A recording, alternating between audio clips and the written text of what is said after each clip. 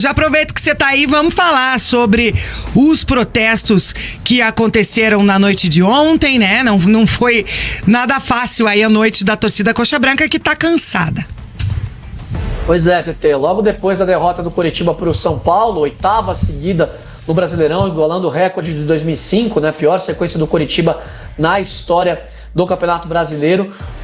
A torcida, alguns torcedores do Coritiba fizeram alguns protestos no Couto Pereira, né? Colocaram ali frases, né, safados, vagabundos, etc.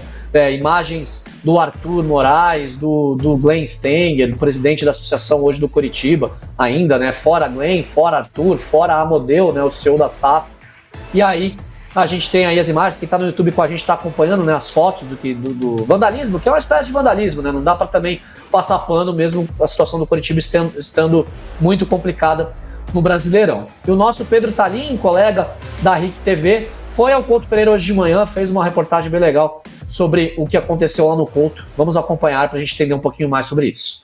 E já vou mostrar direto aqui o cenário que tem no Couto Pereira depois de mais uma derrota, desta vez fora de casa contra o São Paulo, e perdeu o jogo por 2-1, saiu atrás, conseguiu empatar e logo tomou o gol da derrota. Então começou assim amanhã aqui no Couto Pereira. Parede pichada, vários adesivos colados, escritos ali pedindo a saída do Arthur Moraes, do Amodeu, do Glenn. Lembrando que o Arthur e o Amodeu são diretores já contratados pela SAF, o Glenn é o presidente da associação, e então várias críticas aqui no Couto Pereira com essa pichação. Destaque que ali em cima, ó, tem uma placa, área monitorada por câmeras. Porém, isso não colocou medo em ninguém, que veio até aqui e fez a pichação do mesmo jeito. E detalhe que a gente lembra que domingo tem Atletiba aqui no Couto Pereira. Então Coritiba e Atlético se enfrentam na próxima rodada no Brasileirão, domingo às 4 horas da tarde. E o clima parece que não vai ser nada bom.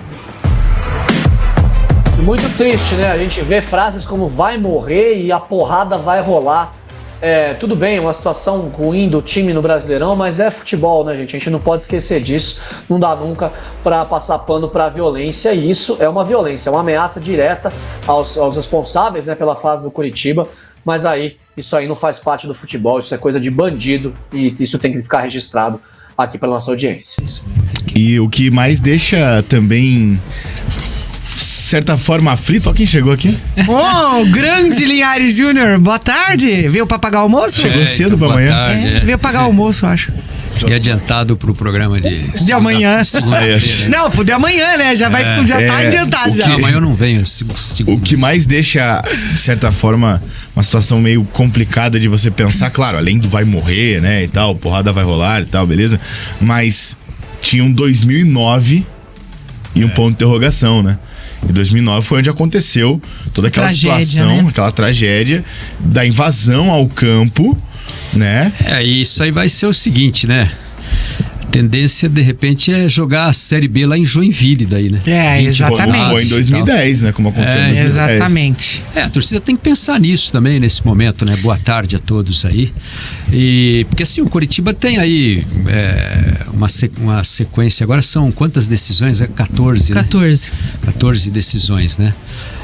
Assim, dessas 14, 7 em casa, 7 fora, né? Se acontecer alguma coisa, o clube vai ser provavelmente punido pelo STJD, vai cumprir uma parte nesse ano e aí outra parte no ano que vem na Série B. Daí o torcedor já tem que fazer aquele esquema de ir para Joinville, para, sei lá, Ponta Grossa, não sei onde é que o Rio Branco não tem mais estádio, que foi para leilão, né? Tem o Caranguejão, né? Então, mas o Caranguejão é grama sintética, né? Acho que, mas não tem problema. Acho que, inclusive, mas, assim, o Coritiba jogou no Caranguejão em 2009, em 2010. E assim, e aí o torcedor também vai correr o risco de, por exemplo, tudo bem, jogos também não vão valer muita coisa aí na sequência, mas vai ser jogo de portão fechado, né? No Couto Pereira. Então, não sei se vale a pena ir lá e criar. A situação é irreversível, não adianta. Eu acho que assim, os protestos, como por exemplo foi no último jogo no Couto Pereira, que o torcedor começou a aplaudir ironicamente, né? O adversário, aí, enfim. bem, aí é bacana, isso eu acho válido, né? Porque você está fazendo um protesto ali, você está reagindo diante de um apoio que você está manifestando ao clube. Você está indo ao estádio, você está empurrando, apoiando, e logicamente nos minutos finais, quando o Coritiba já estava sendo goleado, criado ali é uma forma de manifestação triste, né? Claro, do torcedor ali, isso eu acho válido, mas eu acho que qualquer tipo de coisa que extrapole e parta pra violência, do que isso vai adiantar? Na minha opinião, o maior protesto Essa que a pressão torcida não Coxa adianta. Branca poderia fazer seria não ir ao estádio. Aquele negócio vai. nunca abandonar. Né? Abandonar, exatamente. É assim, porque não adianta você achar que não vai resolver. Então, se vai resolvesse ainda, a gente discutiria aqui. Então vai lá, quebra tudo pra resolver. É a mesma coisa que Mas não você vai ir na porta resolver do nada. CT e você vai no local de trabalho ali dos jogadores e tentar, de certa forma, pressionar. Essa pressão, ela vai fazer os jogadores acordarem? Acho que o problema é muito maior. Quantas vezes né? a torcida do Flamengo foi esse ano lá no Ninho do Urubu dar tapa no para-brisa do carro do Gabigol, de todo mundo lá? Eu falei, o que aconteceu? O Flamengo ganhou alguma coisa? Não ganhou nada. Chegar lá e no CT, reunir com os jogadores, ter que dar empurrão, ameaçar de morte a família e tal, quebrar o estádio, isso aí não vai resolver o problema. Não vai resolver e não é racional, né? E assim, o problema do Coritiba não é esse. Não é você chegar lá e ameaçar os caras, isso não vai trazer solução. O problema Não do vai Coritiba trazer a é motivação. outro, o problema é outro, é estrutural. É aquilo que eu já venho falando isso só faz um tempinho aqui. Quando saiu o Antônio Carlos Zago, né? Eu falei, a hora é de contratar um técnico para planejar 2024, seja na Série A ou seja na Série B, porque naquela altura ainda havia lá um resquício de esperança, né, de que pudesse haver uma reação suficiente para tirar o Coritiba da zona do rebaixamento, que não veio, né? Até agora não veio e não vai vir, não adianta, não veio. Domingo tem Atletiba, o Atletiba mas também ganhar o Atletiba não vai resolver. Não vai acontecer nada, né? É bom assim pra autoestima, para levantar, né, o moral, exato.